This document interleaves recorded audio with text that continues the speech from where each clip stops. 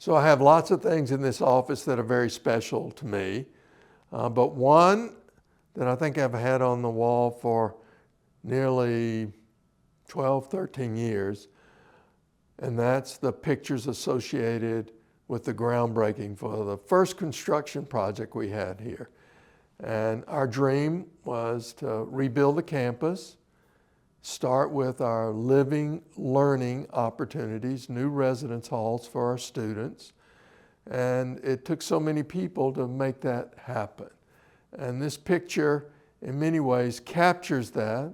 There's several pictures here that are important. I'll start with the groundbreaking, where we had now a board member, former mayor of Lexington, Jim Gray.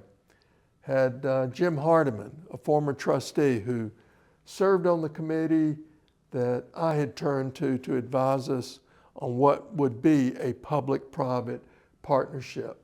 Have Lieutenant Governor Jerry Abramson, our public-private partner, our SGA president. It took everybody to get this started.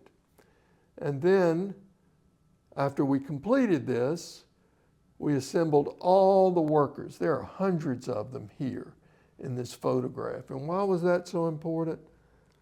We were still under the gravity of the Great Recession. There were not a lot of construction jobs active at that time. And in many ways, the University of Kentucky brought what would be thousands of people back to work. This first project was $22 million, if my memory serves me correctly. And now we've surpassed $7 billion.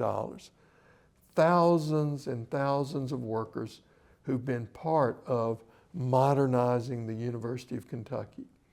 And then this is a picture from the ribbon cutting, where we had the governor, former trustee, now of blessed memory, Jim Stuckert, all these people who meant so much to this project that served as the jump start of the modernization, our rebuilding of this campus.